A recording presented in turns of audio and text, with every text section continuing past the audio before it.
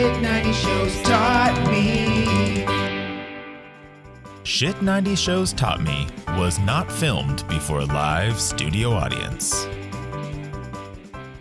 Are you ready to move to Seattle to get away from these dumb fucks? So are we. That's right. It is Shit 90 Shows Taught Me. I'm Jess Sterling here with my co-host, Sarah Humphrey. Sarah, how are you? Jess, doing really good. Really excited to talk about these little messy bitches, honestly. So messy. And yeah, I'm loving the show, Felicity. I think it is because it's just so fun when people make really bad decisions. So I'm very excited to talk about it. Yeah, that's my view today. Incredible. Well, of course, we're not alone today. We are joined by an incredible guest, the one, the only, returning champion, Todd the Librarian. Todd, I assume you're here because of the TPing of the library. One can only assume. I mean, what other reason? You know, I'm here to get information on what vandals defaced the library. I also need to get information on how the heck they're able to do that much in the library with the lights on, with no one else coming in. There's some really lax security in this library of this university. My library would never, like, any of the libraries I've worked at would never have allowed to reach this level. Yeah, they were really ready to condemn Ben and Felicity for the pool stunt, but no one was around the library, especially not Mr. Security Officer himself, Richard. But we will get into all of that. Of course, we're talking about season 3, episode 15 of Felicity, Senioritis. We have an interesting couple of storylines here to cover. Sarah, where do you want to start? We have the Love Square, also known as Ben, Avery, Noel, and Felicity. We have Elena and DeForest, and Sean and Meghan just always being messy. Let's talk about Elena, I guess, because I'm like very unsure how I feel about this, because Elena's main focus is that she does not want to come off as shallow. However, it's failing incredibly at that. But then also Molly is just the worst influence on her ever. Molly's just the worst, period, nonstop. I fucking hate her so much. Yeah. And I don't want to see her on my television screen. And I don't know why they brought her back.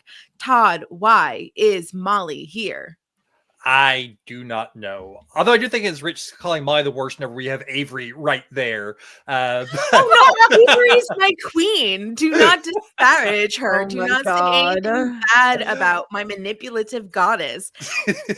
No, Molly is such a waste of everything. Because before this, her only purpose was to be here for her druggy boyfriend storyline and to cause chaos there. And now she's here to just be kind of there and kind of blah and serving no real purpose other than to make noise, or I don't know. Molly is just a worthless character, and I don't know why they felt the need to add her. I guess, we had to have someone else there since Julie's gone, but no, you really didn't. You have more than enough characters on the show. This is an ensemble show that has plenty of other characters that you can turn to and give storylines to instead of dragging Molly into things. Whenever she left and you all like, I'm so glad we'll never to see Molly again. I was just sitting there going, just you wait. You're not done with her yet. It's devastating. It's honestly devastating to have to see her again because she serves no purpose, right? So, like, at the very least, Avery has a purpose, and that sole purpose is to break up Ben and Felicity so that Felicity will get back together with Noel, right? At least she's a catalyst for that. Molly is just in the kitchen banging around pots and pans, ruining a very good study session. Like, she serves absolutely no purpose. She's useless. How do we even get on the topic of, because Elena and DeForest can't study because of the loud noise from Molly and also all this music happening downstairs. They're studying for their MCATs.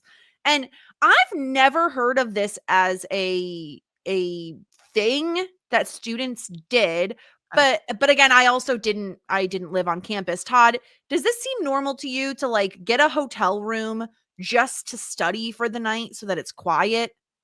What college students can afford a hotel room just to study for the night? I mean, most of the time, most of the college students I knew were struggling to get by on our ramen and things like that.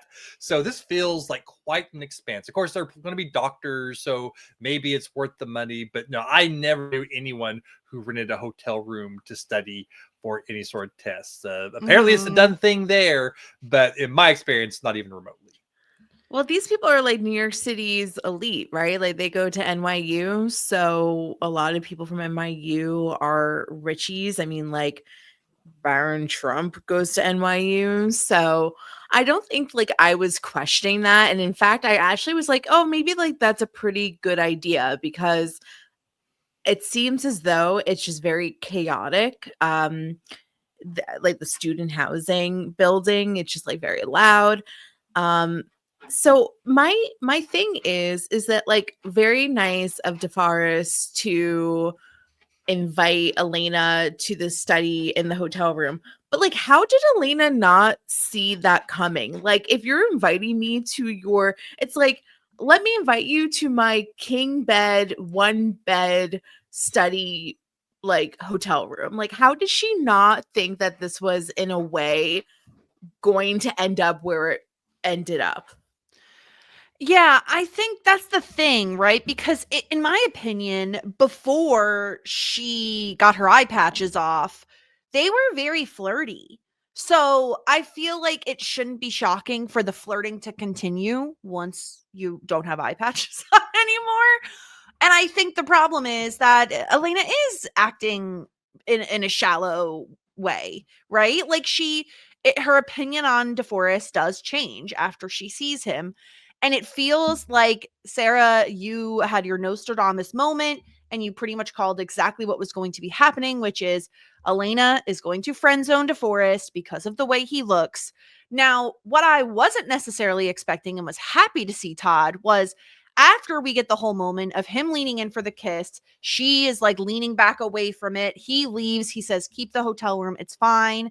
And then she later decides, you know what's not shallow is after I've already been shallow, let me go kiss this man. I was so happy that DeForest was like, I don't need your pity kiss. Like, I'm not going to stand here and just accept a kiss from someone that is doing it because they think it's like the right thing to do versus something they actually just want to do. Yeah, I will give like the tiniest bit of defense to Elena here, just because I don't think that she was coming from a pity kiss. I think she was like, she's questioning her own motive. She's like, what I was not kissing him, even though I like him. I like him a lot. And why am I letting this, she is basically trying to say, I need to at least give it a chance because until I kiss him, I don't know if there is going to be any real chemistry or not. So I'll give like the slightest defense, but it definitely comes off as a, I am going to take pity on you, which I don't think that was her thought process, but I don't think it is as awful as it could have been. I agree. Again, not the best defense, not as awful as it could have been, but I still don't take it as her trying to give him a pity kiss, trying to make herself feel better or look better. I don't feel like it's like I'm going to take pity on you. I think it's like no, I'm being dumb. Why am I running away from this great guy? And, I need to at least explore the possibility that, there's something there. And so I will give her just a little bit more credit than what he's giving her, but I also completely understand where he's coming from. Yeah, from his perspective, it's fair of him to assume that that's what is going on, even if that's not necessarily her intent. And yeah, go ahead, Sarah.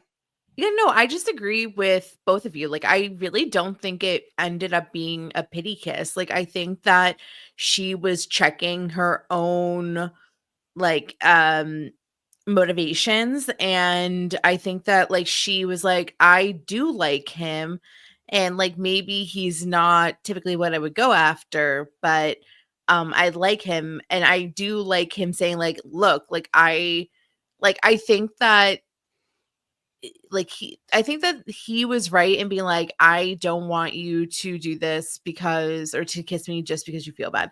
Now, I wonder if like, I feel as though Elena is like maybe more aware of like how other people would look at her with DeForest more so than how she actually feels, because Molly is like kind of like in her ear, like was in her like, and once again it's like, is this just me like trying to find a way to blame Molly about something? Probably, because I fucking hate that bitch. But like also like Molly, like again this episode was like, ooh, like how did it go, like, you know what I mean? Like she was like, and I feel as though like because Molly was in Elena's ear about this, like Elena was like, oh, I'm like, it's horrible. I'm quote unquote embarrassed to be with him. Yeah. I don't know. Like, did either of you feel No, that?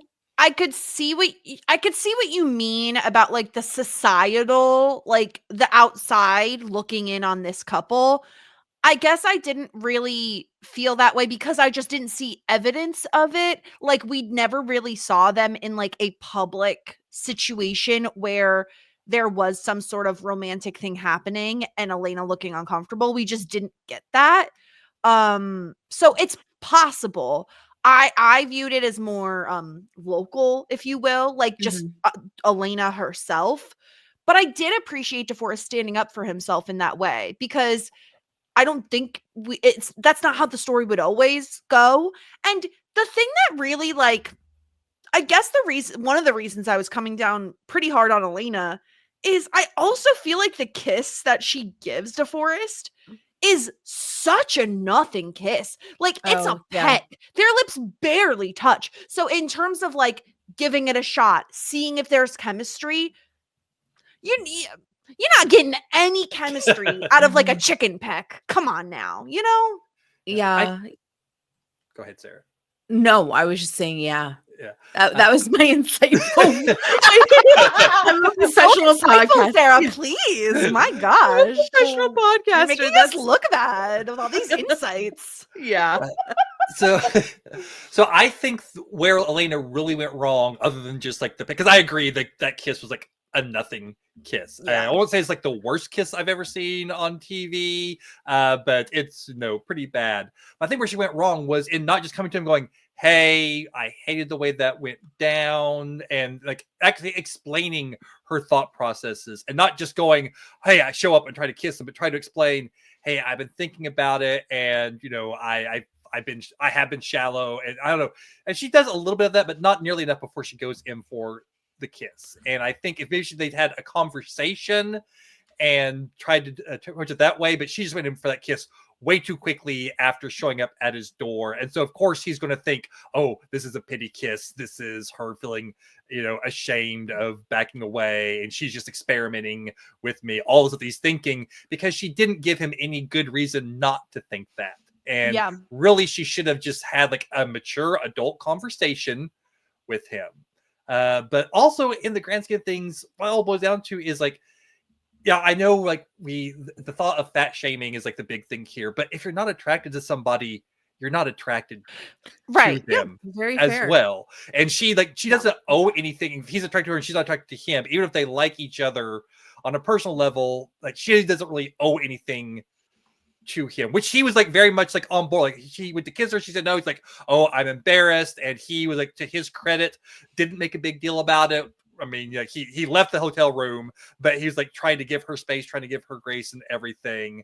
But she doesn't owe anything to him. Just because he likes her, it doesn't mean that she has to like him back. Right. But also that does kind of into the thing. Okay, well, she's not attracted to him, then what's even the point of doing the kiss? But I do appreciate again like her kind of questioning her own motivations there, because they're both still young. They're in college. They're still trying to figure out the whole, and like whenever you're young and attractive, you kind of want other young and attractive people. It's kind of and so I don't know.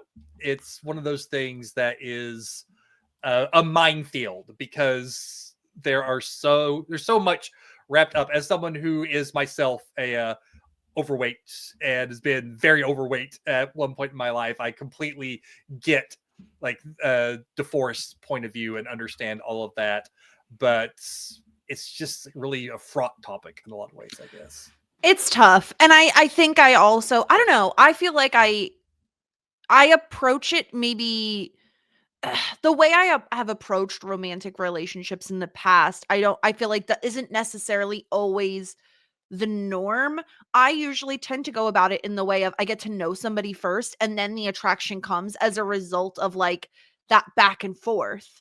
And it doesn't necessarily have to happen physical attraction first. And not that that's not important, it is. But I guess I would have thought that because of the kind of back and forth that Elena and DeForest had, that then the physical attraction can grow as a result. And maybe it won't. Maybe this is the end of the DeForest storyline. I don't know. Like, Sarah, do we think, because Tracy is with Rose, right? Like we haven't seen him. Are we gonna get more DeForest? Are we gonna get Tracy back? Like what do we think is gonna happen here with the last couple of episodes for Elena?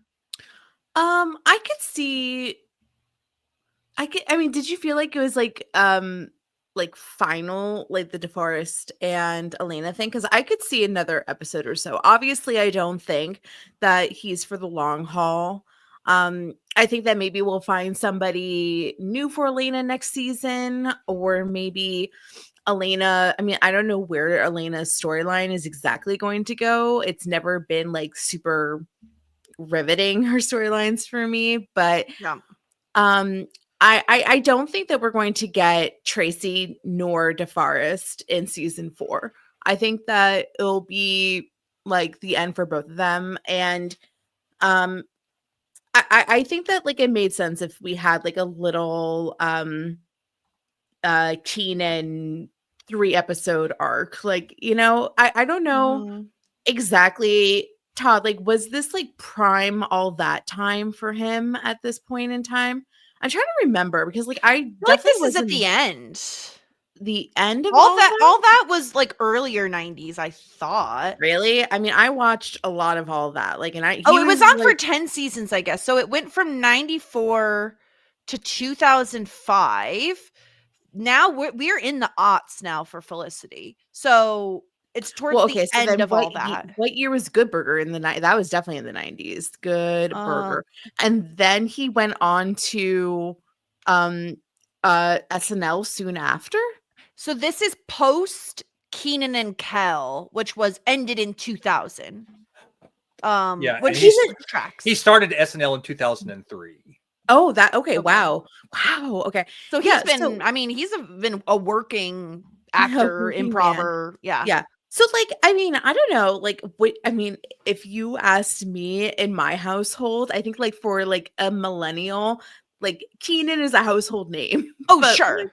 Right. But is that just because that was like the era that we grew up in? I think it's a typical 90s thing. I think you ask anybody who grew up in the 90s and watched like Nickelodeon, right? Like all that was a staple. All that was, in my opinion, like a very big like improv for kids. Like that's a big thing, you know, like so would having Kenan be on this show be like a draw? Like would people be like, would that have been part of the advertising and been like, oh, like Kenan Thompson guest stars on Felicity this week, and at this point, like maybe people that watched all that are like teenagers or something, or like very young college students. Like, would that be a draw to get to have people watch Felicity, to see Kenan on for a couple of episodes? Or maybe not. Like maybe like people are like, oh, there's Kenan, like it's just like a dude.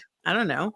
I don't remember it being like a big advertising thing at the time. I don't remember there being, I remember like it being Kenan. I remember like knowing him, even though I wasn't really someone who watched all that, but I was aware of all that. I was aware of Good Burger. I was aware of all that type of stuff, even though I was just a little too old to have really like been in the target audience for a lot of his stuff, I was still aware of Keenan and Kel. I was aware of all that type of stuff. So I recognized him, but I don't think they were going out of the way to push, hey, we have this special guest star like they might have with, the John Ritter of it all. Okay. So yeah, I think that we're probably not going to see him past next episode. If we don't see him next episode, then I don't know if we'll see him again. Yep. I'll just say this is kind of in this kind of fallow period for me. It's like after all that in King and Kale, but before SNL. So this is like the time period where he's just like doing random little projects, one-offs, looking for the next big thing. Interesting. Okay. Well, we'll see where that goes with Elena. Like I said, we still have a couple more episodes this season too, to be exact. So I don't know where we'll end Elena's story, because it feels like she's kind of just like floating out there currently, without like an anchor to like a story anchor. But let's talk about Sean and Meghan, because like, why, Todd, why every single episode are we inventing new ways to break them up? Like, truly, it's getting redundant at this point. Yeah, it is really ridiculous. And it's a thing they've kind of lampshaded a little bit in the past by saying we break up and get back together. They had like a fight not too long ago, like, hey, this is our first fight where we didn't break up. It's progress, but they still keep fighting. And this one felt a very, out of the blue, Meghan really letting her insecurities run away with her. But the thing that I will say is at the end, even though they do it very angrily, they do agree to go to couples counseling, which I think is like a step in the right direction for these characters, something that they needed, weeks and weeks and weeks and weeks ago. But they finally have reached the point where like, yeah, we love each other, but we also drive each other crazy, and we need something to help us make it through. So will the couples counseling work for them? Remains to be seen, but at least there is like the show admitting, yeah, there's a problem here, and now we're going to have them move forward.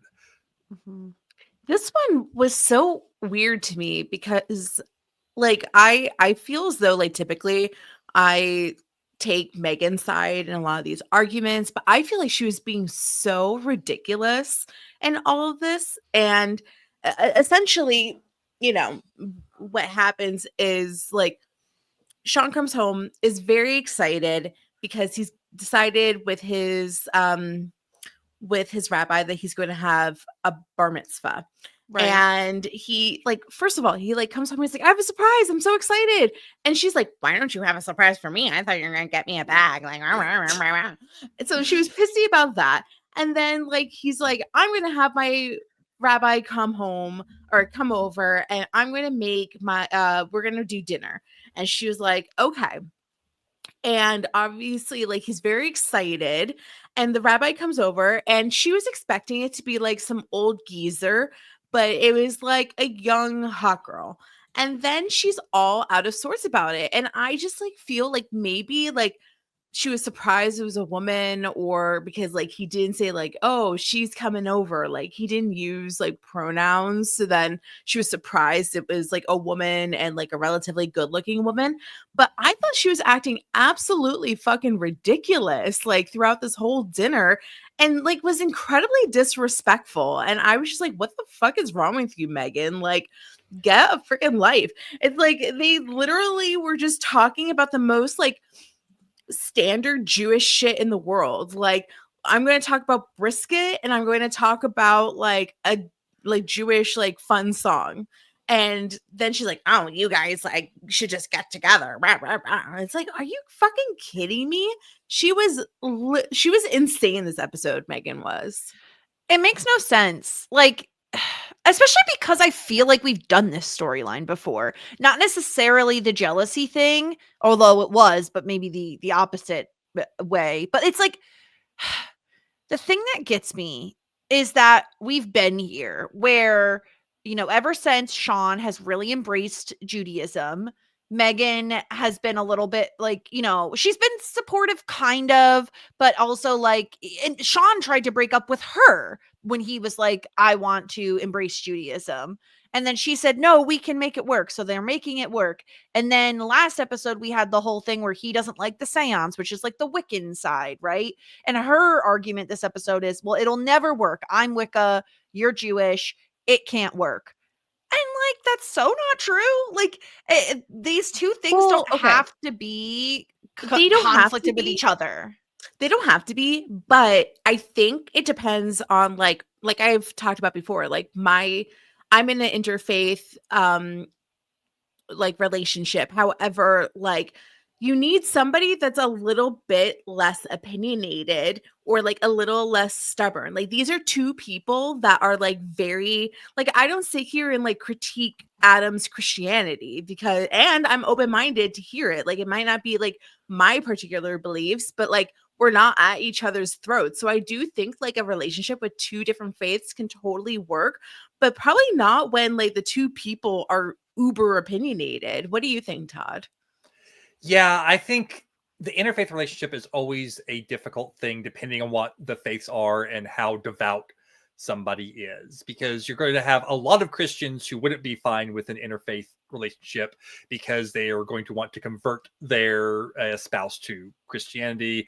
Of course, that's not like the thing in here, but still, a lot of people might not be okay with having a spouse who's not of the same religion because their religion requires them to have a spouse of the same religion. So I think it'd be like a very difficult thing there. And with Sean not believing in Meghan's belief and like kind of openly mocking it, I think that could be a thing that has started because to Jess's point before, Meghan was like, oh yeah, fine. Because I think from Meghan's point of view, she's fine with Sean believing whatever he believes, as long as he lets her believe what she believes. Right. But now after him like really kind of mocking and making fun, even like setting up the whole lie last time about the finding stuff and the powers actually working, all that type of stuff. All the gaboom stuff, then it's kind of maybe put some more doubt in Meghan's mind about, well, if he's not going to respect me and my beliefs, then, and now he's with this very attractive woman who does have stuff in common with him and does respect his beliefs, then maybe this. So I think coming on the heels of last week, it's a little bit more understandable, even though I agree Meghan is acting so over the top. There's no, this doesn't feel like Meghan. This is not like the Meghan that we have seen for nearly 3-4 seasons. I totally agree. The amount of insecurity she's displaying, the only time we've seen her even remotely this vulnerable is with dumbass Greg. Was that his name? The stupid, like her ban of it all. I hated him. I forgot about him, Todd. How dare you bring his name back up? We have to remember him that he existed. I'm sorry. Sarah does this to me on Shameless quite a bit, so I had to do this to you as well. Yeah. Like the circle of violence just passing on. But no, that's like the only time we've ever seen Meghan really be that like insecure. Like she gets angry and upset about stuff. But this is just full blown 100% insecurity here. And that's just not Meghan. And it feels very shoehorned into like, okay, we need like one last big blow up so that we can get them to agree to go to couples counseling. But it feels very artificial. It feels so unnatural for who the character is. And I'm happy that in the end it resulted in, yes, let's go to couples counseling so we can start working on these things, but it just feels so out of the blue. And kind of like with you guys going, oh wow, I'm glad we'll never see Molly again. I remember you guys like, man, Meghan and Sean are the best couple on the show. We love them. And just sitting there going, oh, they are in for a bumpy ride ahead. Yeah. It's brutal because I think Meghan's argument of we can't make it work, you should be with a nice Jewish girl that shares your beliefs, all of that would be fine, but it's completely undercut by her jealousy.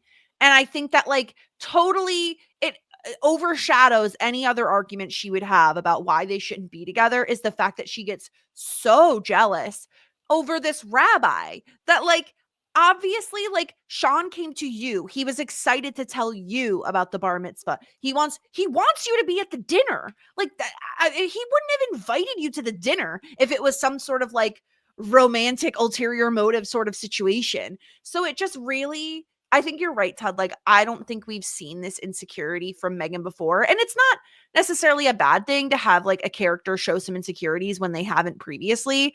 But when they do it in such an over the top way, it just is like, who is this caricature? You know, like, why are we doing this? And especially Sarah, I was so not pleased. And again, I know we're talking early aughts here. We've grown a lot as a society, or at least I think we have.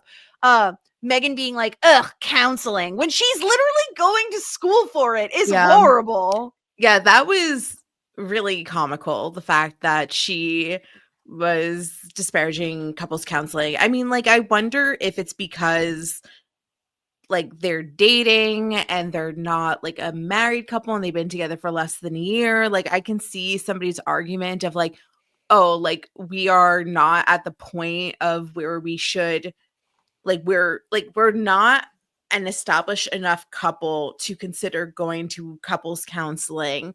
Like, if it's this many problems this early on, is it like worth it, essentially? But for her to just be like, oh, like, couples counseling is a joke is pretty ridiculous. It's also very expensive. I don't know how much it was back in the day, but at one point in my life I was looking at couples counseling, and these are like sessions that are not covered by insurance typically, and typically they're like $300 a session. So oh my god, couples counseling is really expensive. So I don't know how they're going to get the funds to do that. But I think that it really boils down to respect. And I know, Todd, you had said the word like respect. And I think it's just that I think for like a couple to work, there has to be an established foundation of respect. And I don't think that they're respecting each other, which is pretty much where like my distaste is coming from, is that they're not respecting each other's beliefs, they're not respecting each other's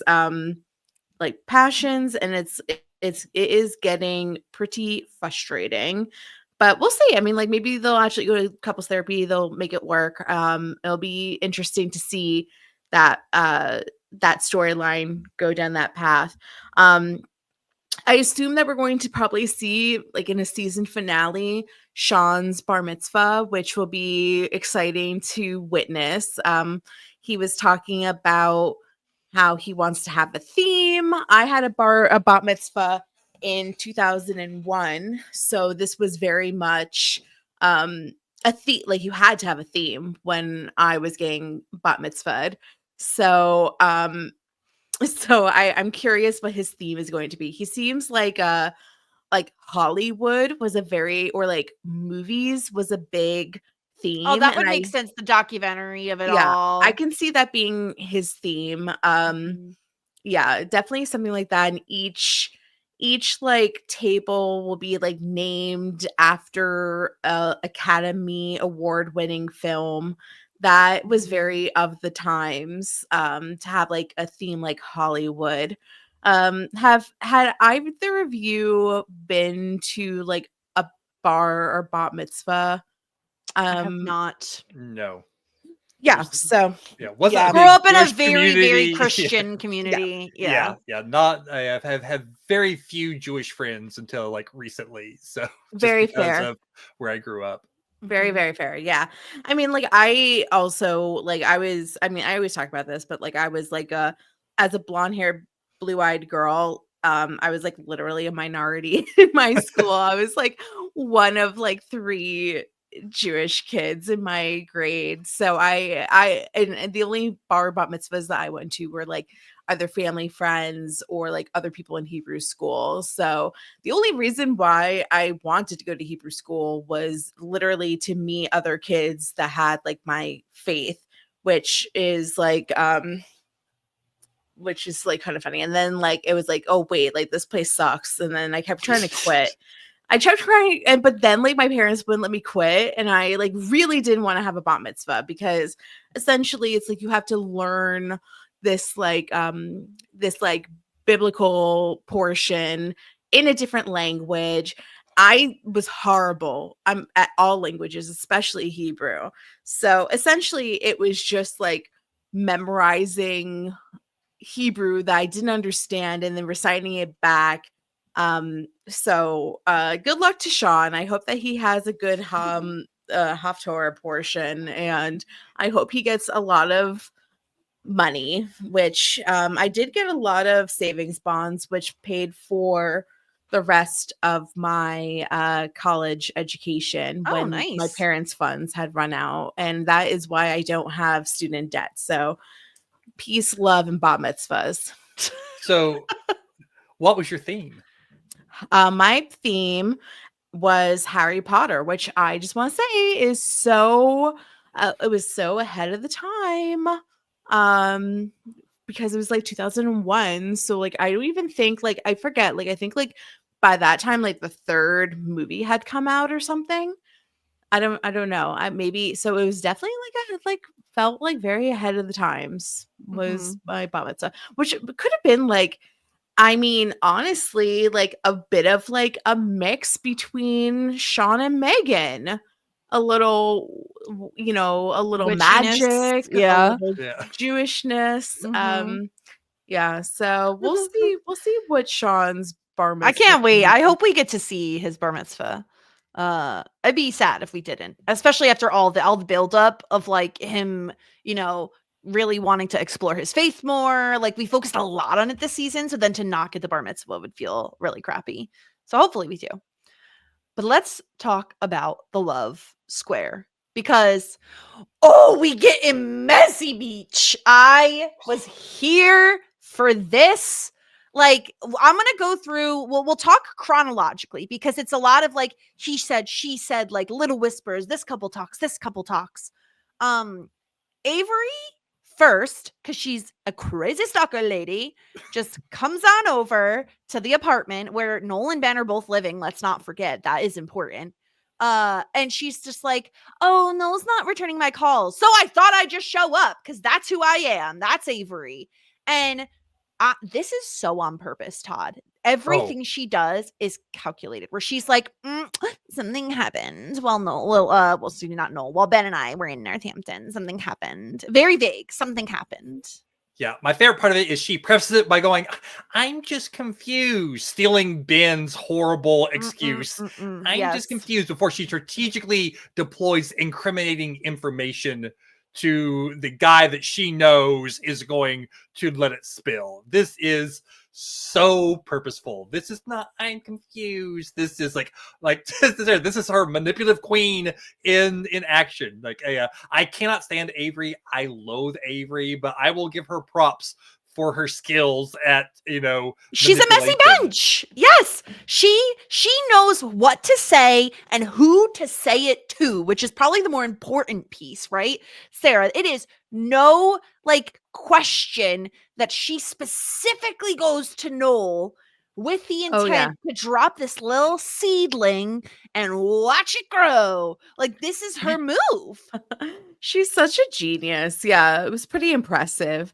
But I mean, I want to give props to Noel because he really was, he could have been like a little tattletale, go straight to Felicity, but he, I think, was doing a really good job at trying to like mind his own business. And he did not go straight to Felicity and tattletale on the situation.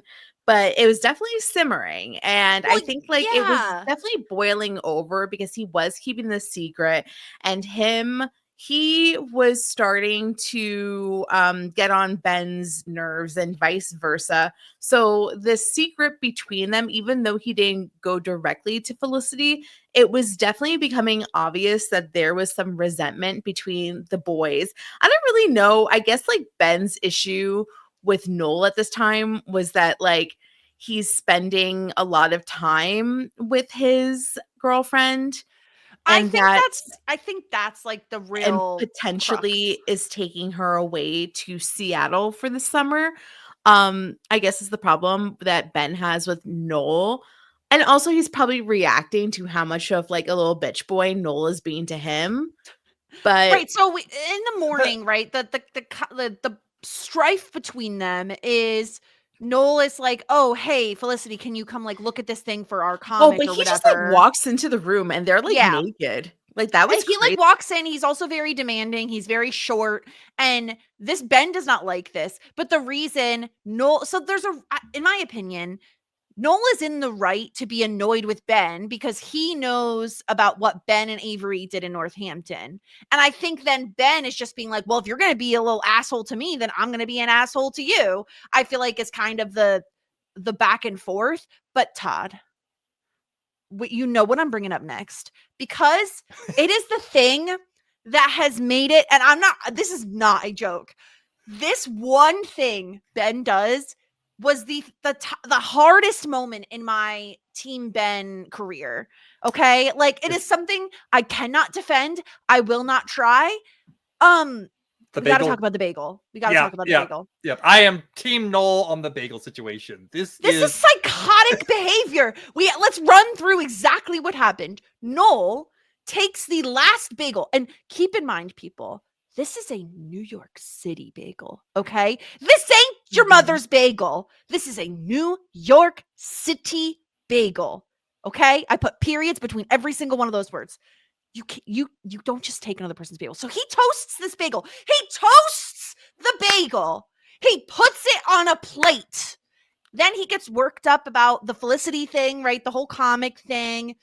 Ben comes out of the bedroom, sees a toasted, plated, sliced bagel, and is like, me, slaps peanut butter on it, which like isn't the most offensive thing I've ever heard. Certainly not the norm. You know, usually you're looking at butter, you're looking at cream cheese, you're looking at a bacon, egg, and cheese, you know? Yeah, but also like Ben's like a protein bro. You know, he's like, I got to get my protein in. I need to have my peanut basketball. butter. Yeah, he has a basketball game tomorrow. So he peanut butters the fuck out of this toasted bagel. And Todd, Noel is well within his right to be like, bro, that's my bagel. And he's like, stop being weird about your bagel. Yeah. Go fix another one. Like first of all, he should not have to fix another one because he fixed this one, you jackass. And secondly, there's no more bagels. You know, so a New York City bagel. There are no more bagels, Ben. You just took the last one, you jerk. But whose bagel was it initially? Like, do you think it was like bagel? I toasted it. No, but like who went off and bought the bagel? Like, Sean. Of course. So it's really Sean's bagel. But I think I'm not saying that because he's Jewish. I don't want people to now think that is I was saying it. Thinking about that because he paints I thought everything. it. Never said it. I'm thinking he's like the mother of the house. Like he's the one who would be responsible for getting the. You know, Ben's not going out and buying. I'm just saying, like ranking the roommates over who is most likely to be buying groceries for the house, and it goes Sean, Noel, Ben. Yes, and Ben I just want to put that I'm not being like anti-Semitic or trying to like say anything about Sean. I just needed to say that. Okay, but, all right. So we know Sean bought these bagels, and then, like, here's the thing. I'm already like on Ben's case. I'm already mad. I'm already mad at Ben for his psychotic behavior. Felicity is like, guys, it's just a bagel. She throws out the bagel. Well, I think that's food waste. Yeah, I think that's the biggest issue. Like she literally just throws out the bagel. Now nobody has a bagel. That's terrible. It is food waste. You're right. Really a horrible interaction. Really, I'm actually getting more upset when we are now bringing it back up because I was so mad in the moment. Todd, I just have very strong opinions when it comes to like food sharing, like leftovers. Who get like don't eat someone's leftovers, you monster. Like just it's toasted. It is on a plate, Ben. What kind of crazy person just walks up and throws peanut butter in someone else's bagel? And he's not even remotely apologetic about it. No. It's the immediate thing. And so here's my issue with Ben, all this. Like, if this had happened later in the episode, after other things happened, I would be more understanding of Ben's reactions to Noel. But just like Ben is upset at Noel for nebulous reasons. Like he's just like, that guy just getting on my nerves. That's all that we get from Ben. Like, and he's being like super snippy immediately with Noel. And Noel may have barged in, but Noel is like, hey, I need this computer file. Felicity, what did you do with it? I need help. because he's like freaking out about job interviews, which Ben should know about. Yeah, it's a deadline. So there is definitely reason for Noel to be kind of like frantic, and he's not, he might be a little pushy, but I don't think that he's being like aggressive, and he's also not being that towards Ben. And Ben just like, yeah, she said to be there in a second.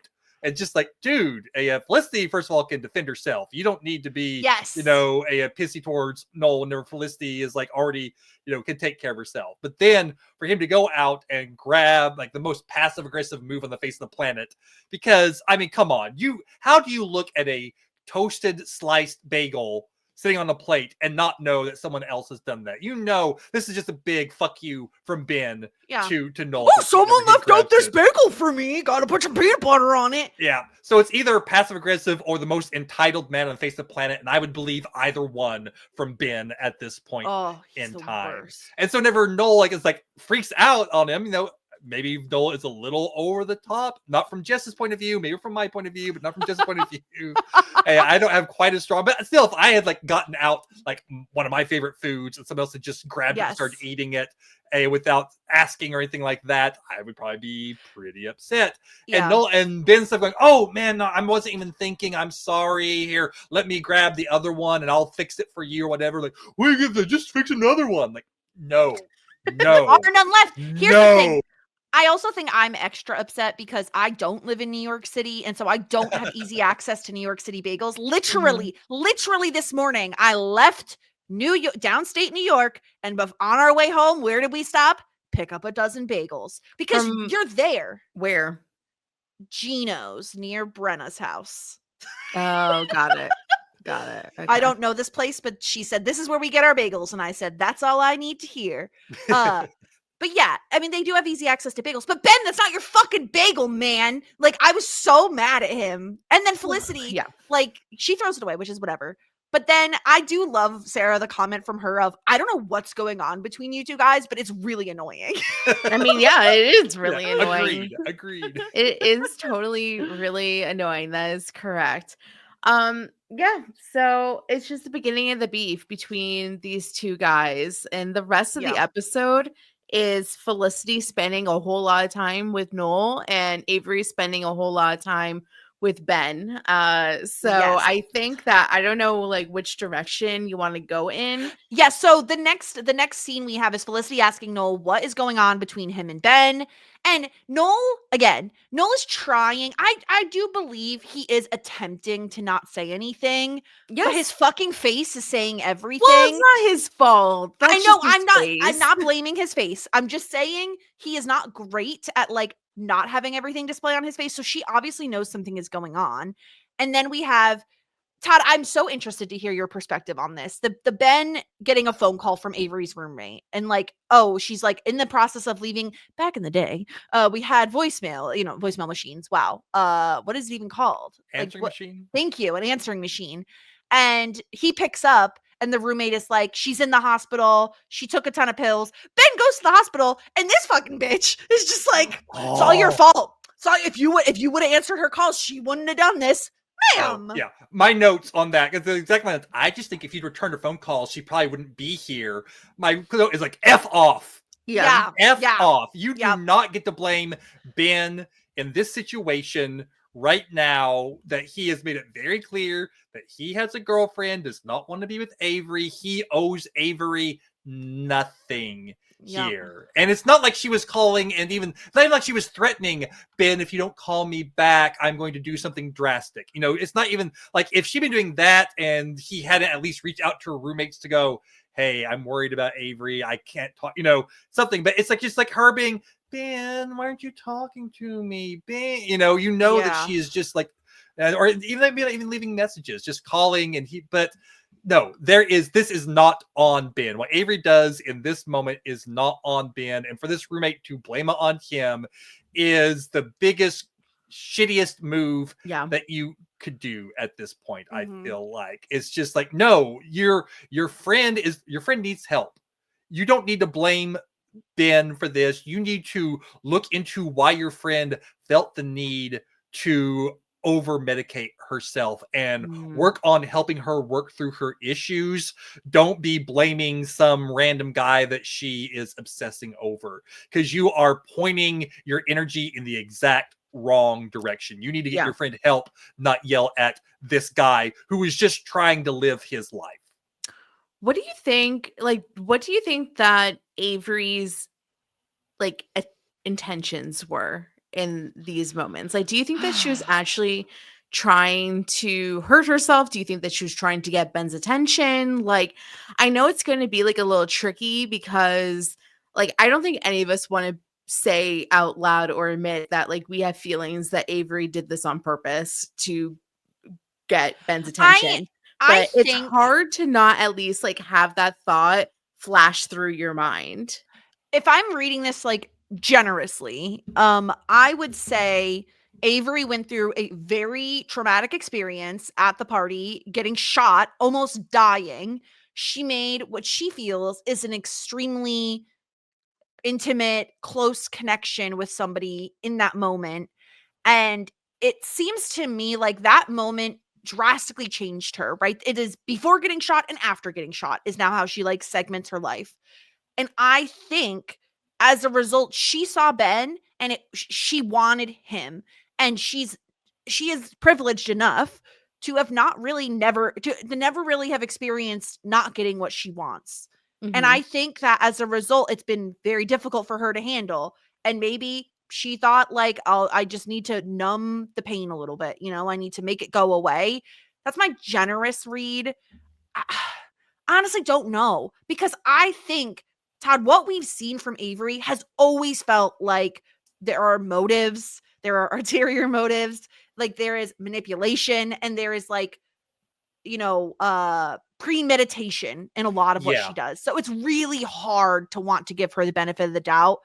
But she also did go through a very traumatic experience. Yeah, I think in a vacuum, you can be a lot more generous towards like why she may have done what she did. But just the piles and piles of evidence of what has led her here, even if it is being driven by trauma, I don't think she was trying to kill herself. I don't think that it was like a actual like that. I think it was a cry for help.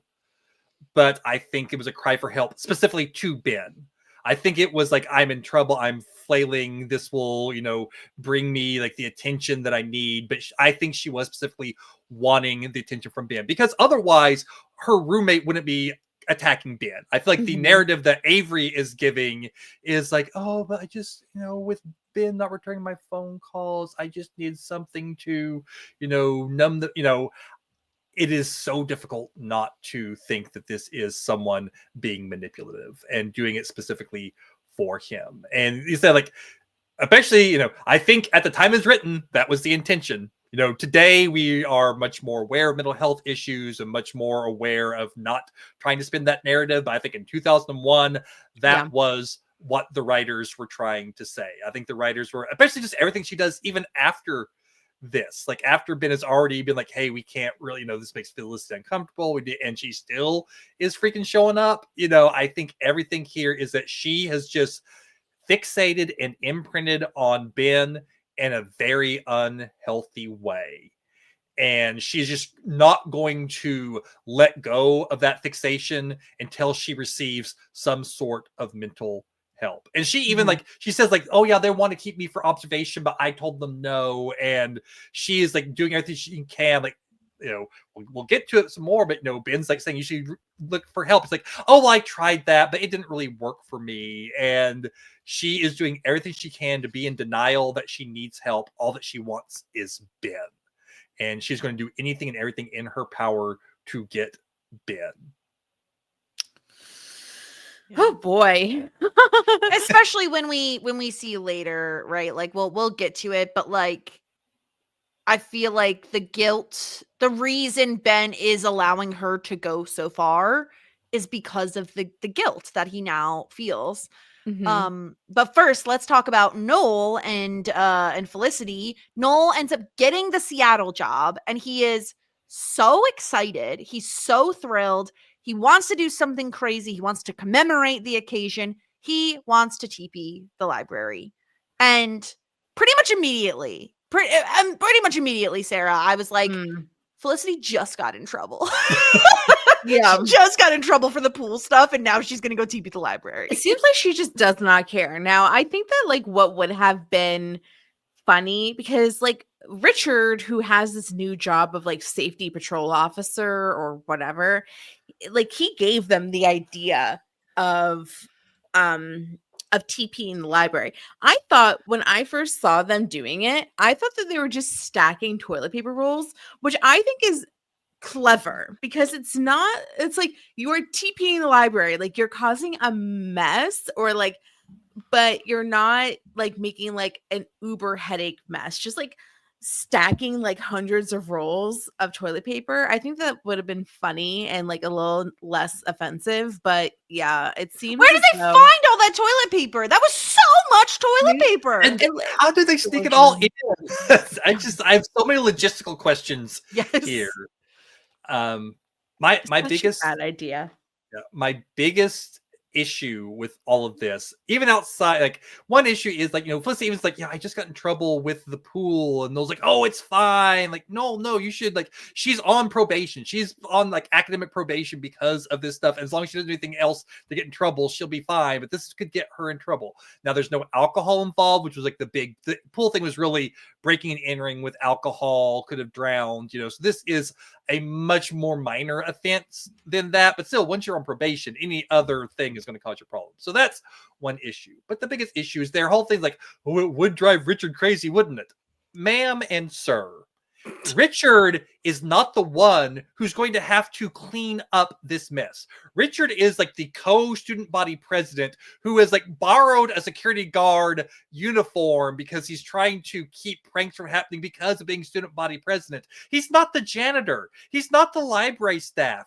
You don't have the security staff, even if he was just playing security. Security doesn't clean up messes. You're doing this to stick it to Richard, but he's not the one who's got to deal with this shit. It's going to be completely innocent workers in the library or custodial staff are going to take care of this insane amount of toilet paper that's just everywhere. I guess the only good thing is they're inside, so it can't rain and get all messy because of that. Because let me tell you, as someone whose mom was an English teacher and my house did get TP'd and egged on occasion, that stuff can be a pain and a half to clean up whenever things get damp and stuff like that. So at least they didn't have that issue, but still, some poor person's got to spend their whole shift cleaning up all this stuff. It's not Richard. You guys are being dummies. Well, and okay, I assume because we saw Elena studying for MCATs, right? Like people are studying for finals. If this is finals week and you have now made it so that people cannot go to the library like during finals week, you're an asshole. Like you're an absolute asshole. Like it's not even a funny prank. Like TPing, I never did it, but so maybe I just don't understand the appeal. But like taking toilet paper and just like tossing it around somewhere just doesn't seem like, I mean, the montage was great and the music was fun, but IRL, I don't think that was a great time. Yeah. Back to my logistics questions. We saw back in season 1, the library is basically open 24 hours during finals. Like they were there like super, like where are we in time that this entire part of the library is completely deserted? Again, like if the library is open 24 hours for people to study, why is this section not filled with people studying? Either it's post finals completely, maybe it's the end of the week and there aren't as many people. Most people get their finals done towards the beginning of the week and not as much towards the end, so maybe that's part of it. But it just doesn't make any logistical sense of how they have this completely empty space with the lights on but nobody coming through, because the amount of toilet paper they threw, they had to have been at this for a long time. Hours, especially when you have like the little diversions like, oh, now I'm going to wrap Noel completely in a roll of toilet paper, like a whole roll of toilet paper wrapped around Noel as he's hopping around. That wasn't done in just a couple of minutes. That took some time to do. It making no sense. Make it make sense. Yeah. It was so stupid, but they're like real high on this. They loved it. And this is when Noel says to Felicity, this job, apparently comes with some power, even though he's new guy on the scene. He's going to Yeah. get to hire extra people, and he wants to offer Felicity a summer job in Seattle, far, far away from Ben. Mm-hmm. Yes. And if the show has taught us anything, is that spending the summer away from your boyfriend or girlfriend is the worst thing that could ever happen to anyone ever. Yes. If you don't Yeah. You spend will die. every second of your summer with your significant other, the world will come to an end. I'm pretty sure this is fact. Yeah. I'm pretty sure. Yeah. So it's only the summer. It's not like a permanent job yet. It's kind of like an internship, maybe like a paid internship, right? She has to take it. She needs to get like experience under her belt. It seems like a good opportunity for her. Yeah. Yes. Yeah. I think Ben, once again, is being a jackass whenever he immediately reacts in the negative to this, because it's a good opportunity for her. And does Noel have ulterior motives? Maybe a little, but at the same time, totally, yes. Yeah. But at the same time, it's like Sarah said, it's a good opportunity for Felicity. It is a chance for her to get a foot in the door. After seeing how difficult it's been for Noel to get a job, and knowing that Felicity's an art major and there's, experience helps. Good Having something under your work experience in the arts would help her get a job doing the sort of stuff that she wants to do. It's a great opportunity, and you can't just poo-poo it because, but why you haven't talked about what we want to do this summer? And this is like deja vu, because we've been here before, where it's like, oh, Felicity's supposed to have an internship. Oh, but what about Ben? Like, this has been a constant thing. And of course, as they're having this conversation on the streets of New York City, who do they see but Ben and Avery? And so Felicity immediately is like, oh, great. So when she gets back to the boys' apartment, Ben is already, I think, bitching to Sean about the breakup kit. Like, he's just like, and what is all of this? Like, he's already annoyed with Noel, and I feel like that's just not helping. Yeah. And Avery knows just no boundaries, just zero boundaries from Avery. Shows up to Ben's apartment with flowers, and this is like too much, man. She's like, can I just do some schoolwork at your apartment? I just don't want to be alone right now. Bitch, go to the library. There are other people in the library. Oh, can't. It's cheapied. She needs support. Nobody, exactly. It's cheapied. She can't even get in. The whole entire entrance is blocked off. No, none of her friends understand her, Jessica. Nobody can understand what she's going through. Nobody's sympathetic to her. She needs Ben and his dick. And now. Yeah. So when Felicity tells Ben about this, he just immediately flies off the handle about the summer job, and like, we haven't even discussed what we do, and he's just doing it to break us up. And it's like, what? That's just the whole breakup thing. No, Ben, if you remember, when the whole breakup happened, you had effectively dumped your girlfriend to go to the Hamptons with another woman because you were confused. Okay, so you have zero rights to be pissed at Noel for consoling his friend while you were off like canoodling with someone else. Now, does that mean that Noel has feelings for her? Sure. Okay, but you lost any right to be upset about what Noel did while you were broken up with Felicity, because you were broken up with Felicity. Yeah. Oh man. And it's so funny that he's like so offended by the breakup kit, because exactly, like, it's all his doing. And I love how he's like, he tells Felicity, like, yeah, like, he's trying to break us up. Felicity then asks Noel, is it true? Are you trying to break us up? And I just wish that Noel had said, I'm not trying to break you up, I am breaking you up. Like, how good of a line would that have been? Oh, that would have been so juicy. Right, yeah, that would have been so juicy. That would have been. It was really, I still liked the way they did this though, where Noel comes home and he's like very like, oh, I'll leave you two to it. Like, you can surprise me. He does the little like very shady, like passive aggressive note.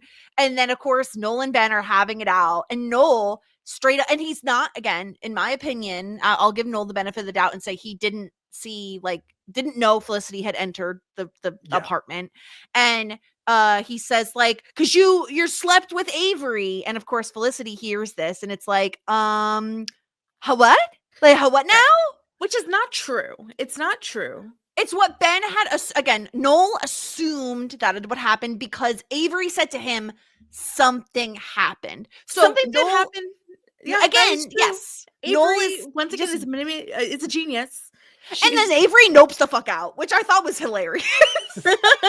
This seems like a you drama and not a me drama. So I'm going to just I'm go. going to go. The look on her face whenever that happened, just kind of like a, oops, did I do that? It's very much the energy that she gave.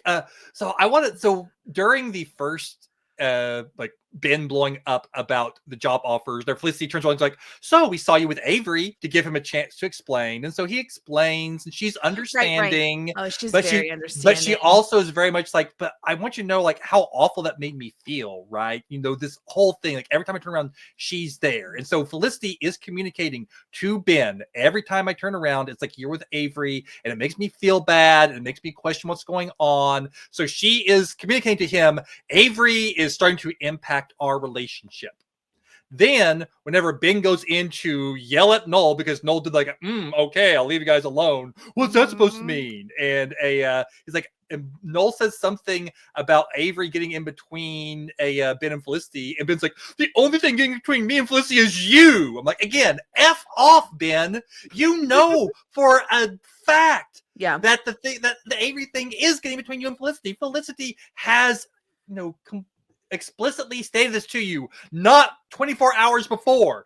Felicity has explicitly stated multiple times how much everything bugs her. And so for then you to go, there's nothing, Avery's not getting between me and Felicity. Are you an idiot?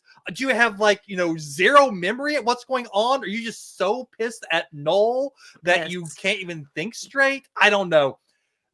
I will say, during this rewatch during the rewatch along with you guys for the show, there have been times where, I remember being Team Noel and really hating Ben, but Ben maybe isn't that bad. And you guys, then you watch this scene. Yeah, and then the back half of this season, everything with Avery, I'm like, oh yeah, no, this is I got a real good hate into Ben. This is now I remember why I hated Ben. It's totally fair because I think any person watching is going to be on Noel's side here, where he is just like, oh, I thought you wanted time to fool around. You're so transparent. Another damsel in distress. Do you only save beautiful women? And he says what we are thinking, which is the only person getting between, me and Felicity is you, or no, sorry. You're the one getting in between you and Felicity. You and your actions, Ben, are the one who's causing problems between you and your girlfriend. And I also love Noel saying this is a great opportunity for her. Yes, he has ulterior motives. Absolutely he does. He doesn't say that. We all know he does. That doesn't negate the fact that it's also a really great job opportunity for her. And I just love, I'm not jealous of a guy who sleeps with Avery and then tells Felicity that nothing happened.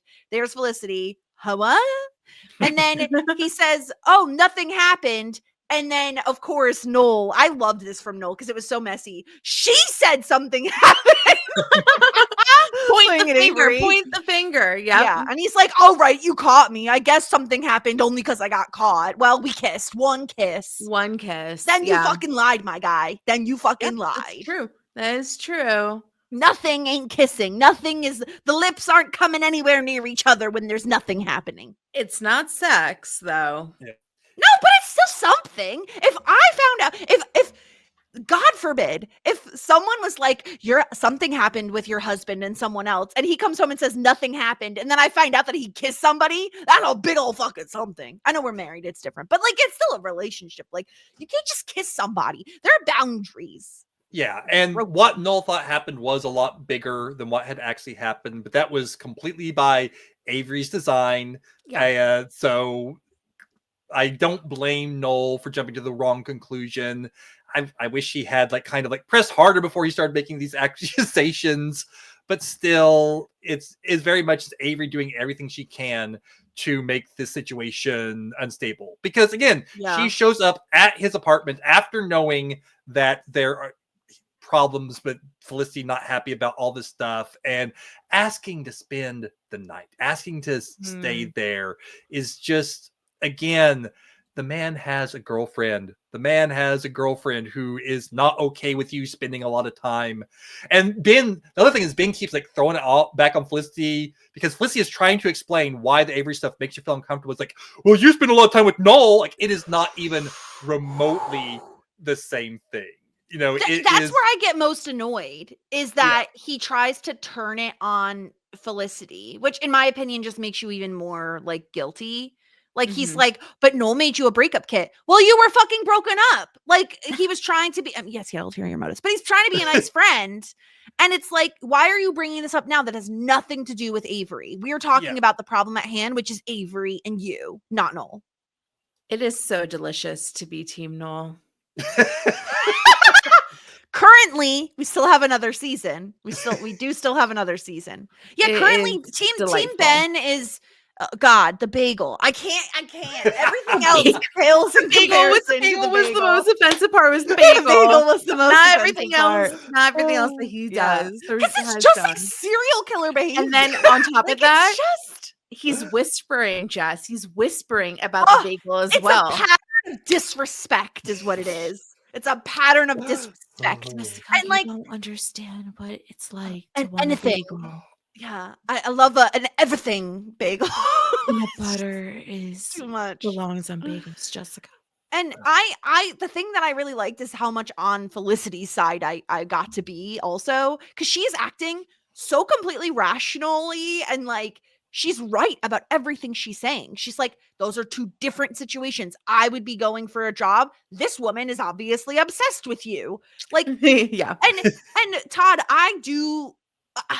I guess the question is, does Felicity, maybe I should phrase it like this. I do think Felicity has a slight inkling that Noel has feelings for her. Like, I don't think she's completely invisible to it. I hope that she is insightful enough to realize that, but the show doesn't really seem to paint her as really realizing that. She's like, he's my best friend. We're just friends, you know, as she is acting like there is zero anything between them. So I would be, you know, upset at her if she was dense enough to not realize that Noel has redeveloped feelings for her after losing the feelings for her. But yeah, the show is not really painting her as realizing that. Maybe partially just because she is so into the Ben and Avery of it all that she can't even spare any thought processes to what's going on. Because everything with Noel, they're working together all the time, but it's, you know, again, things are good for her career, for her, you know, things that she has fun doing. She's having fun with Noel. They're enjoying themselves together. And maybe there's a part of her that likes the attention as well because Ben is being Ben. And I don't know. I just don't know if she really has fully thought about it. I think on some level, probably she realizes it, but I don't think it's really raised to like her conscious thoughts at this point. I feel like there's no way that she is spending time with Noel and not thinking in the back of her mind that there's something. Because she even says, like, she says in this episode, like, yeah, of course Noel has feelings for me. Because, but then like she says something weird, like, oh, because like we've known each other for a while. The way she says it is weird. She says, no, it's not the same thing. Noel has feelings. He's one of my closest friends. That doesn't mean he's not. Oh, no, that's what Men says. That doesn't mean he's not trying to break us up.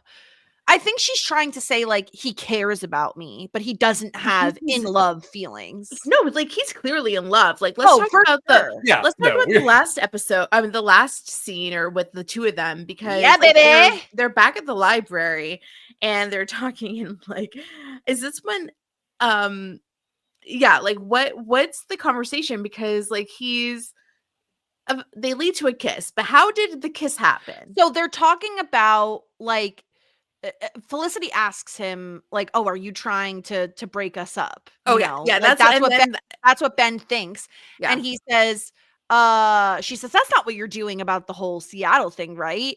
And so she keeps pushing on him. He keeps like kind of brushing her aside, and he says, you know, Noel is the one. He like goes to her side of the desk, and he says, I don't know if you realize how much we're going to miss each other because we're going to live in different cities. And he's like, you know, I'm the one actually moving, but we depend on each other. We've been through a lot. I'm going to miss you so much. And this is when he kisses her and he says, tell me that you don't still have feelings for me too. It's when the topic gets brought up about, are you trying to break us up, or do you have ulterior motives for Seattle? And I do think, like, while I don't think he necessarily should have kissed her, I do think telling her about his feelings before she commits to Seattle definitely is the move, because that would backfire real hard if she moves all the way to Seattle for a summer and then he's like, BT Dubs, in love with you. Sure. Yeah. Yeah. I mean, do you think that she has feelings for Noel as well? I think so at this point. I do. I think she could. I think that's where I land on it. I think she is really wrapped up in everything going on with Ben. I think she loves Ben, but I think that relationship is going downhill real quick. I don't think she can trust Ben. And No. so I think it gets really complicated, Todd, because she can trust Noel and Noel has been there for her. And so I think, like, sometimes that's going to make it a little messy in the feelings corner of your brain, you know? Yeah. Yeah. I think the biggest takeaway from this episode is that Ben is his own worst enemy. Because if he hadn't been so jealous and getting like so upset about Noel and everything, like this conversation wouldn't have happened. Felicity would not have like broached the possibility of a relationship with Noel if Ben hadn't been like throwing that in her face. And Ben is basically kind of made a self-fulfilling prophecy almost by being a total jackass to Felicity and keep saying Noel's obviously in love with you, Noel's trying to break you up, all this other stuff, to even have her thinking, well, you know, maybe. And I think the worst thing is we have not seen any evidence of Felicity having feelings like that towards Noel in a long time. I feel like we have seen Felicity be 100% invested in Ben, just constantly invested in Ben.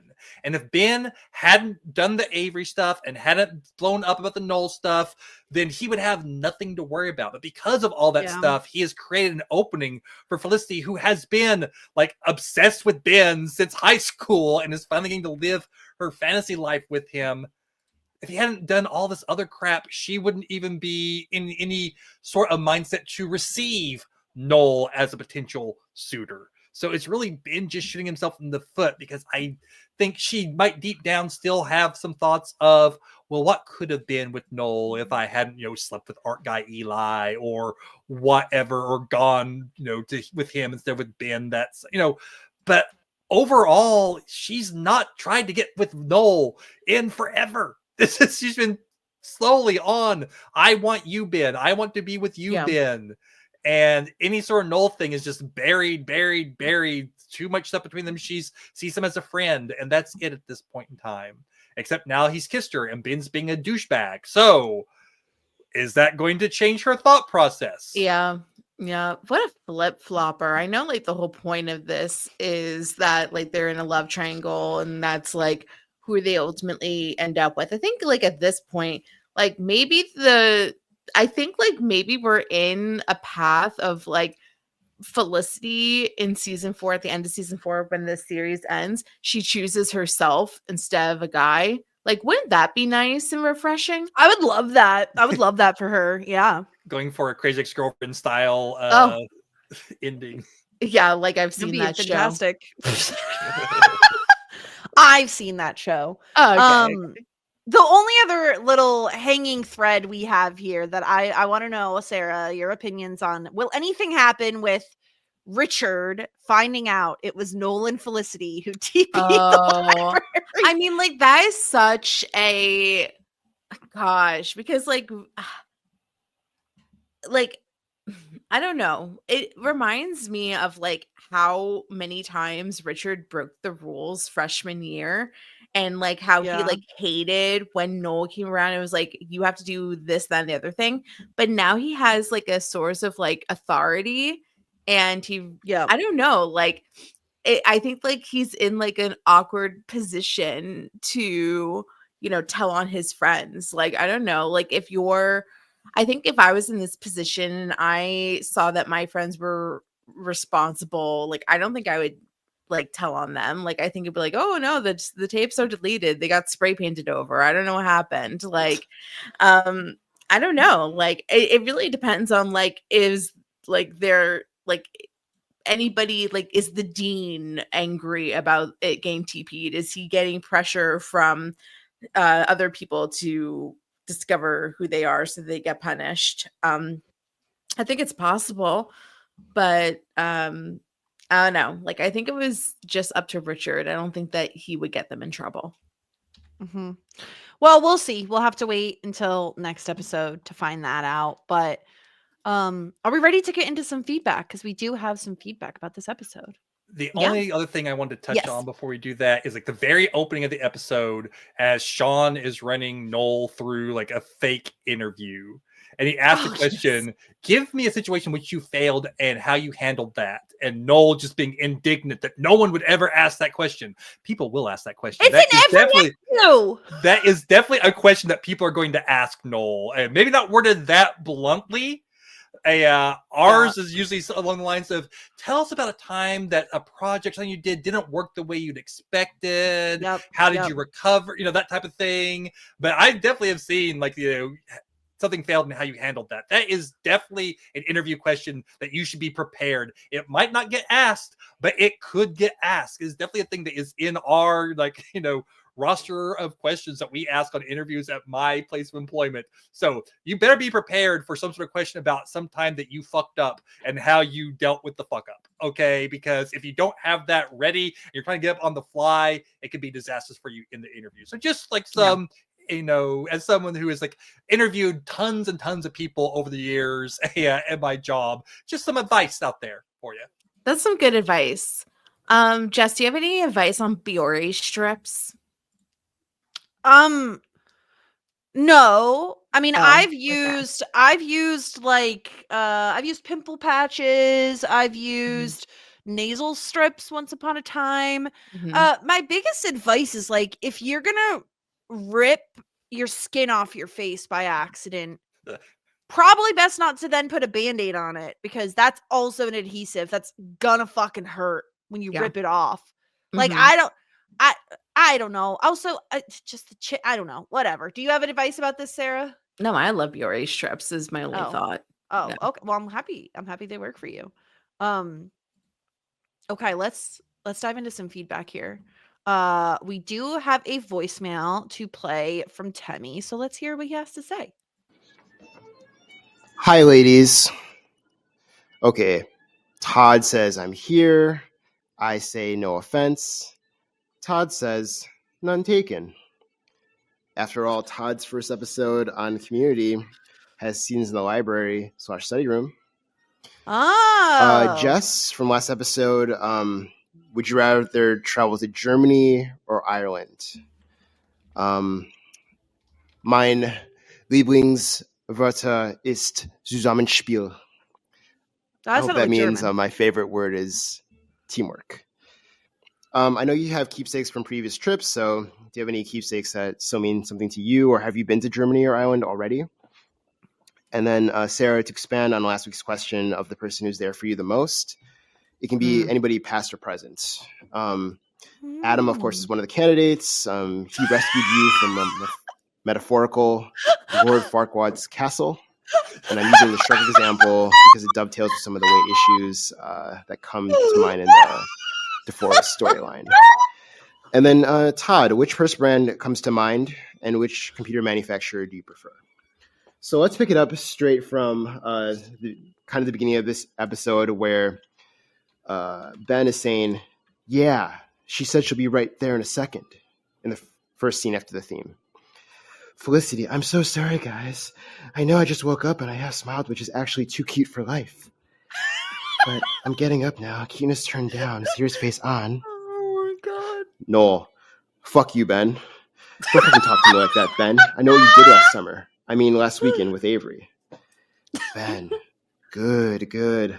I wanted to rile you up, so come here so I can punch you in the face. Anyway, have you ever wanted to watch a taping of SNL because, Kenan, or other TV shows? Bye. Wow. Okay, a lot of things to get through there. Work of art. I wrote down everything. Offense taken. I just had to do the Todd. Thank you, Todd. Okay, I wrote down everything. Would I rather travel to Germany or Ireland? Ireland.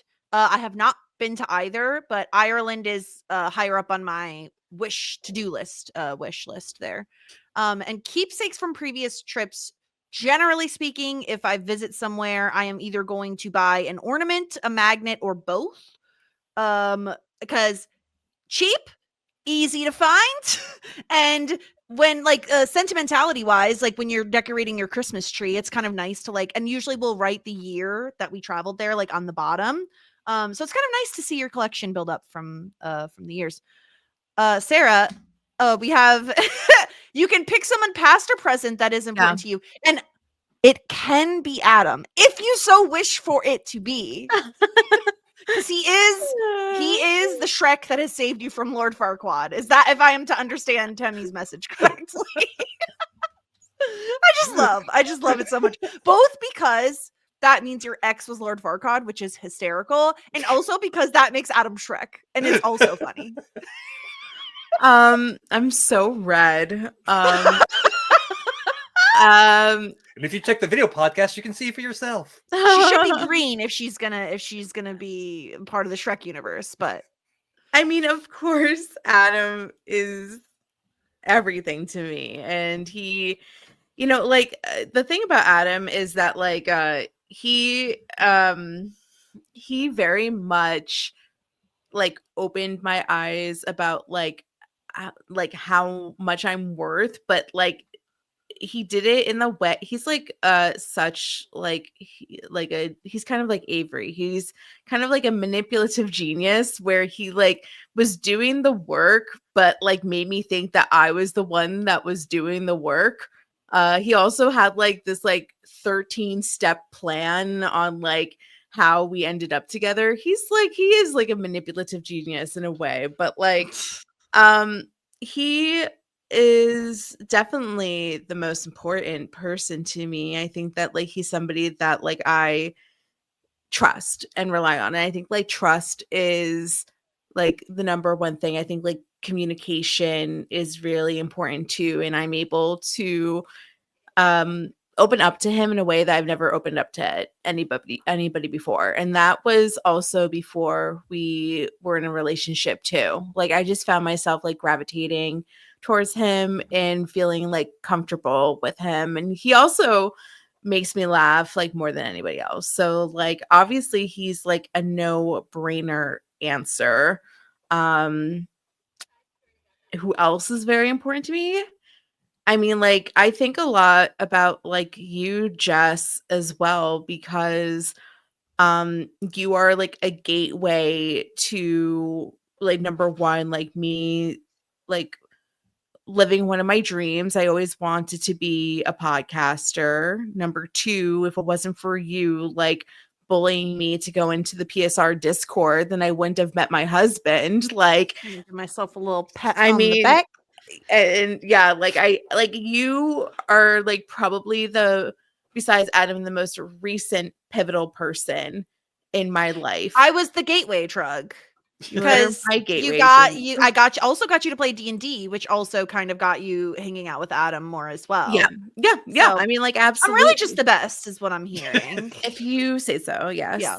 No, I appreciate our friendship. And Todd, I mean, you and I, I feel we spent a lot of time podcasting. I feel I feel very comfortable with you. You make me laugh. I feel as though I'm able to go to you with a lot of different podcasting ideas, talking. I feel very comfortable with you as well, which is really great, especially because I thought that you really hated me for a big portion. And I thought that you hated me for a while too. Wow, that's incredible. But then we got to actually. But I think probably it's we work in similar circles, but we didn't interact a whole. Did anybody think I hated them? No, because you make it very obvious when you hate somebody. That is so true. I do make it obvious. If I don't like you, you will know it.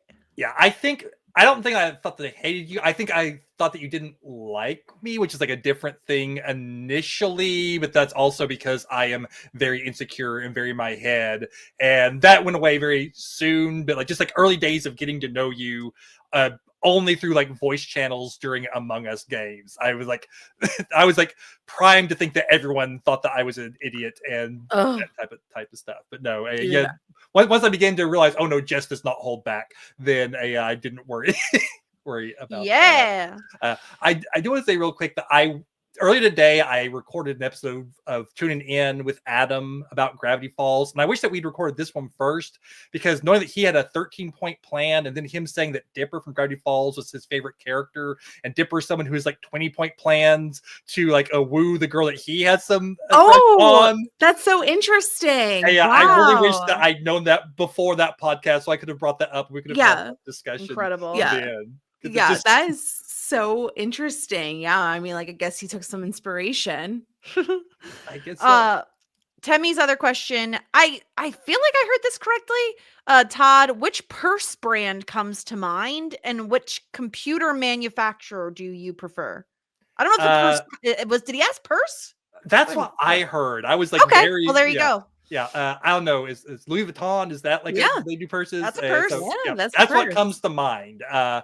And computer manufacturer, I mean, I really don't know. I'm not a big computer guy necessarily. I mean, I do lots of stuff on computers, but I'm not someone who like builds my own computer or things like that. I think I have a Dell. That's like all. I'm a PC over a Mac person, but that's just kind of, even though like my mobile device, I have an iPad and an iPhone and an Apple Watch, but for computers, I've just always gone with PCs. So not a very exciting answer, I'm afraid. And then Temmie also asked if we ever wanted to go to some sort of a live taping, SNL, all that sort of thing. I feel like if I was offered an opportunity to go to one, I would say sure, but it's never been like a dream of mine to go to one. I don't know if either of you have been to one. I've been to I went to the Bethany Frankel show when she had a show, and I went to The View. So I've been to 2 like talk show tapings. Yeah, I've like the only thing I've been is like a local access cable show. One of my friends was being interviewed for something once, and so I was sat there and watched him be interviewed. But that's like the only behind. That's just like, there's no audience there or anything. I was just happened to be like behind the scenes. But no, I've never have gone to like a big taping anything. I think it would be cool, but like Jess, like it's not like a dream of mine necessarily.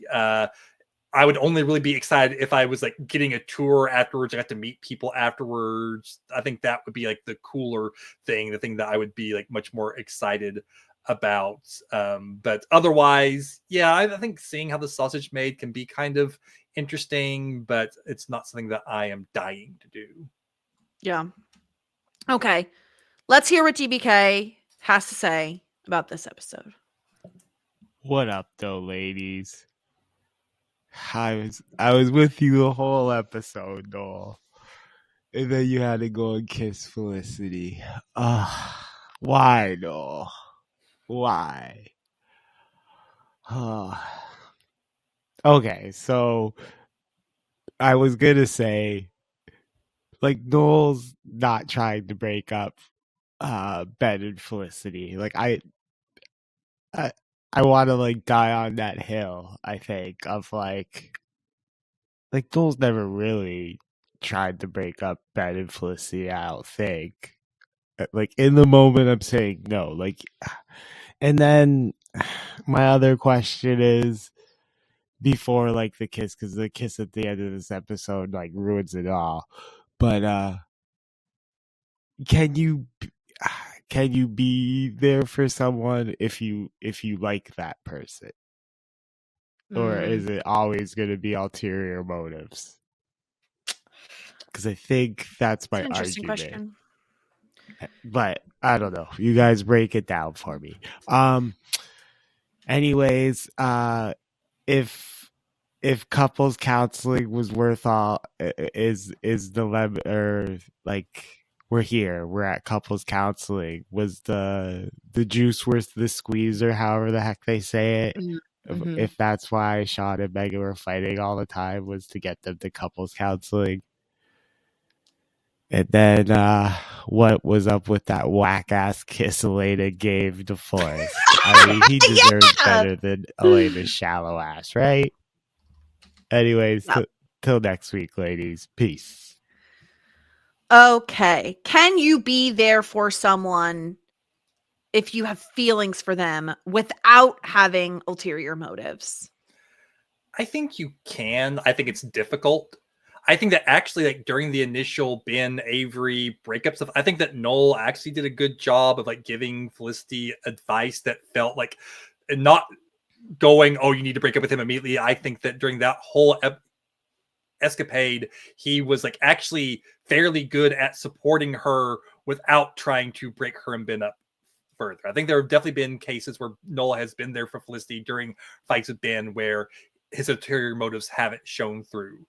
I don't think he was quite as good this time, but I think there are some other mitigating factors. But I think someone can do it, but it can be really difficult to avoid the temptation. I think you can support them, actually support them. That's the thing. You have to actually support them in, what is best for them without, letting your own stuff creep in. Right. But I think it's like can be very difficult depending on how deep your feelings are for them and how much you can distance yourself from that. Yeah, I agree. I think it's really difficult, especially if you have no poker face, a la Noel, to like say things and not have it seem like you are trying to manipulate a situation or that you have stakes, which you do. And as to the couples counseling question, no, the juice was not worth the squeeze. Like, I've been tired of seeing them fight for so many episodes. Like, if this was the goal, then we could have arrived here a lot sooner. I'll tell you that much. This was just too much fighting. I hate watching couples fight on TV. Yeah. Yeah. All right, let's talk through Jamie's email that she sent in. She broke it up into 3 parts again, which I am loving. So she's going to start with Ben. Last week I said Ben was a total dumbass for not telling Felicity about the Avery kiss because there was no way Avery wouldn't make sure Felicity finds out. Oh, yeah. Looks like I was right. Yeah. Yeah. Hold on. Well, also, Ben's explanation about how it was Avery who kissed him. Yes, Avery initiated the kiss, but Ben 100% participated in it. Also, did Ben really have to go see Avery at the hospital if she's really struggling emotionally from the shooting? She needs a psychiatrist and a therapist, not Ben. Ben finding the breakup kit was interesting. Does Ben really have the right to play the role of jealous boyfriend, considering he went to Southampton with Avery? This tension between Noel and Ben this episode seemed to come out of nowhere. Ben has never been jealous or threatened by Noel. Ben's last conversation with Avery, where he tells her he can't be there for her anymore because he's in love with Felicity, was nice to hear, but definitely a little too late for me. I'm open to getting back on Team Ben, but it's going to take a lot more than that to get me back on. Also, I hated how they made the last scene with Ben and Avery seem so sad and sentimental. I understand what Avery and Ben went through was traumatic, but they played Avery so one-dimensionally and mustache twirling like a daytime soap opera villain. I have a hard time feeling any sort of empathy for her. Such good points, Jamie. Although you didn't bring up the bagel, which is honestly Ben's most egregious error.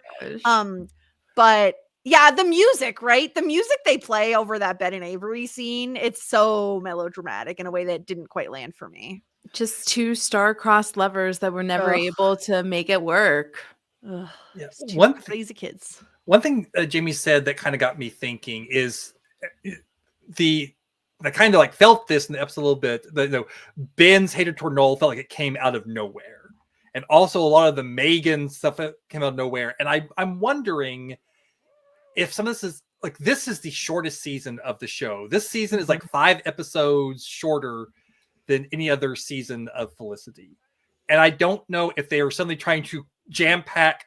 I don't know why it's shorter. I don't know if they got cut in episodes. I haven't looked into it, but just like initial thought is, are they ramping things up and have people acting so far out of character suddenly because they don't have as many episodes as they thought they were going to explore all this stuff? And so having to like speed run the last couple of episodes. I wonder if that played into this at all.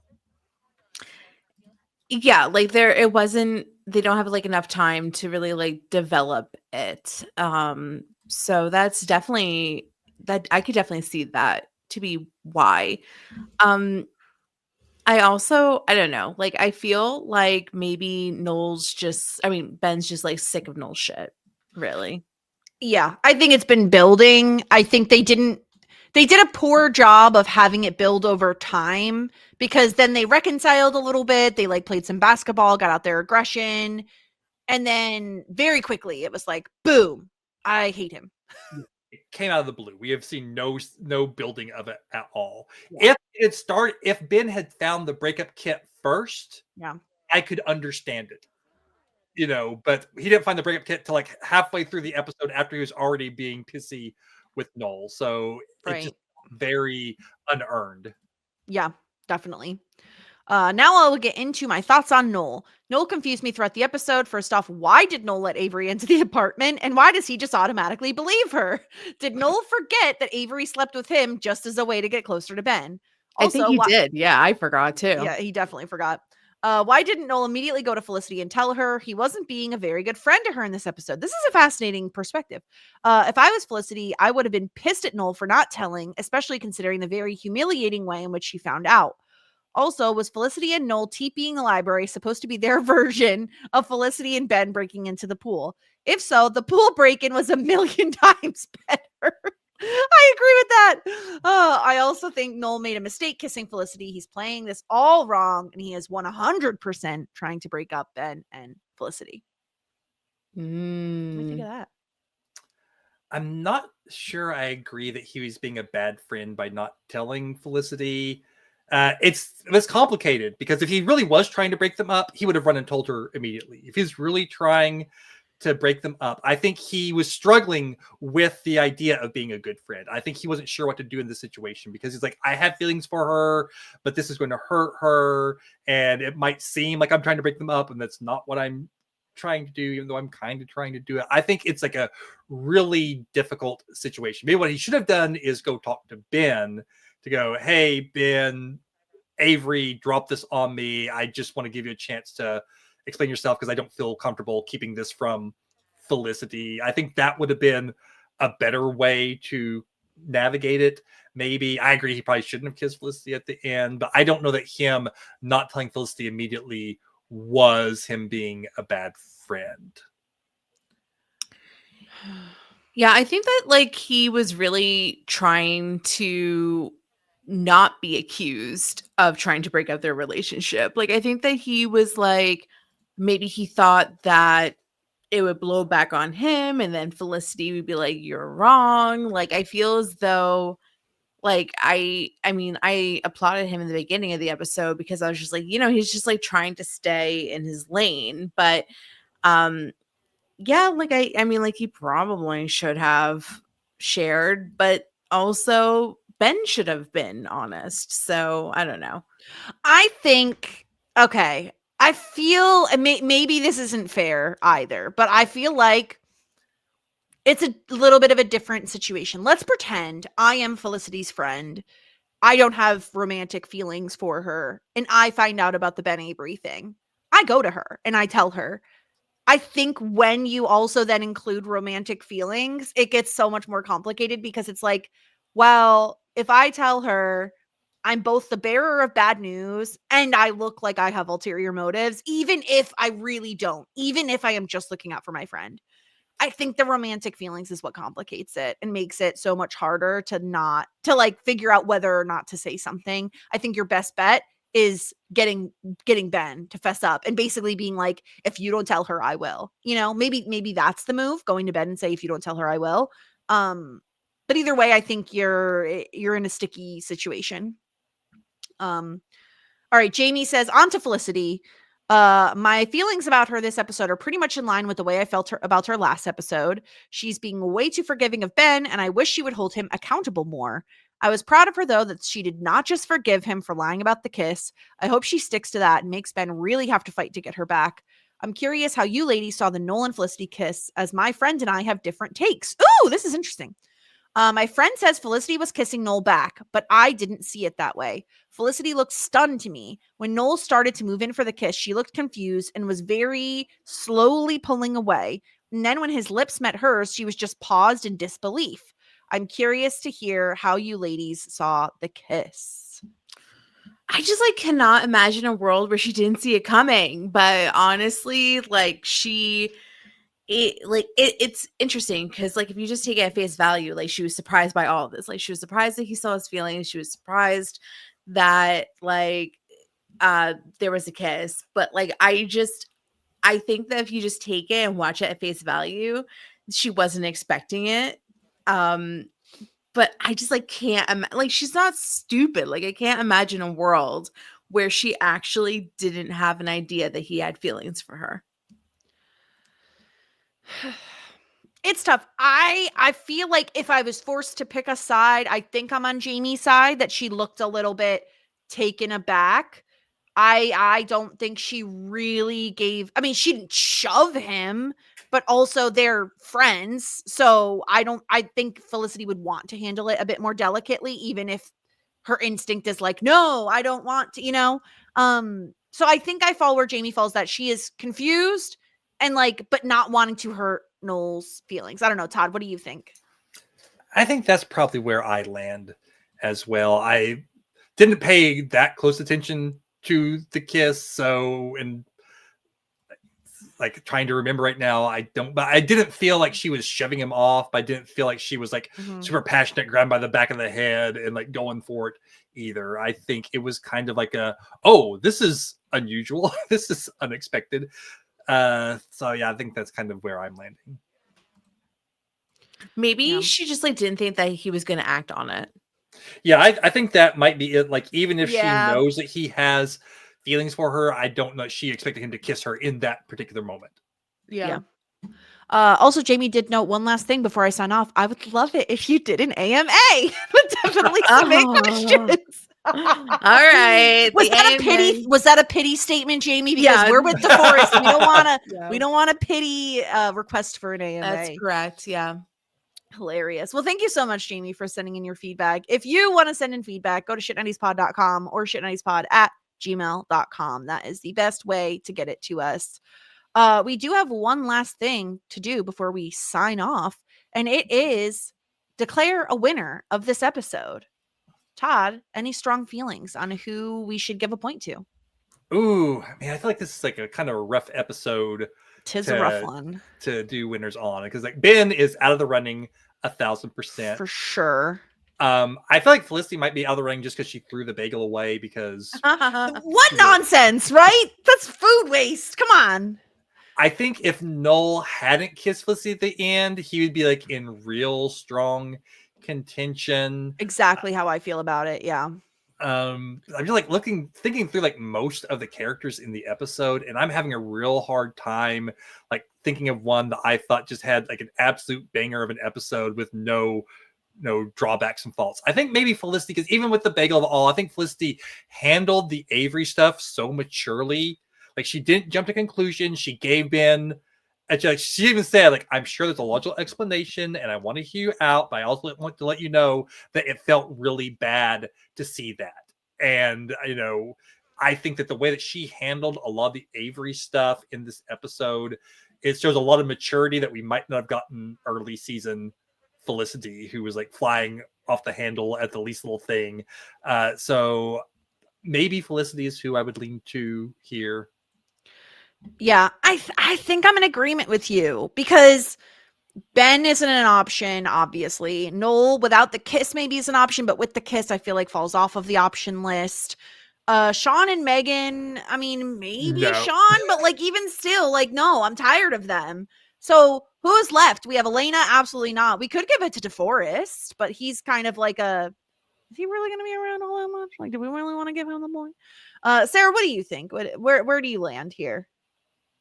Color me convinced. I'll give it to Felicity. I would have like put in like an argument for Avery just for being a messy bitch genius, and just really being like a defibrillator to this show and like sparking it to life. But I can go with Felicity. That sounds good to me. All right, let's give it to Felicity.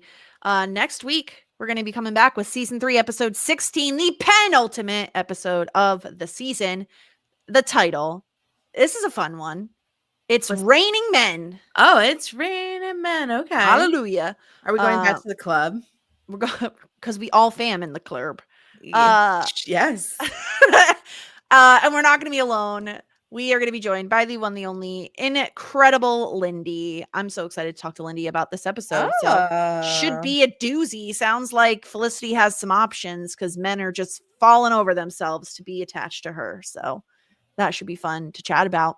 Todd, thank you so much for coming on to the podcast. As always, where can the people find you? You mentioned earlier, you got Tuning In going on. Yeah, so you can find me over on Whirlwind Podcast, tuning in where Tommy and I have ditched our old format, which is kind of all over the place, whatever struck our fancy. And now we're doing weekly episodic coverage of Gravity Falls. I'm also doing Wonder Scroll Podcast with Adam and Lindy, where we are going through currently season 2 of Schmigadoon, but not just watching Schmigadoon, we're also watching the musicals that inspired Schmigadoon. So each week we'll watch a musical and we'll watch an episode and we'll talk about the influences of it all. So we have exposed Lindy to a lot of musicals over the last couple of months that she'd never seen before. Most recent one was Sweeney Todd, which was a lot of fun. Then also doing Previously Ons with Sarah and Adam. We're currently doing Previously On Shameless. Once that's done, we'll get back to some Pretty Little Liars Previously Ons, which is always a lot of fun. So you can just check out everything on Whirlwind, Whirlwind Pods on any social media platform, or whirlwindpodcast@gmail.com. If you want to find me on social media, it's Librarian Todd, because Todd Librarian is too many characters. Incredible. Sarah, anything you want to plug, anywhere you want to direct people to? No, I mean, like, Todd really said it all. Thank you, Todd. Okay. You can find me at the Just Sterling. I'm also on Talking Shit, talking about Schitt's Creek, and Look for the Light. Stuart and I recently launched The Last of Us podcast. We're going to go through every episode of season 1 leading up to the season 2 premiere. And then obviously cover season 2. So go check that out. That's everything I have going on. And we'll be back next week with the penultimate episode of season 3 of Felicity. Thank you all for listening. We'll be back next time. Have a good one. Goodbye. Just ask. Shit 90 shows taught me.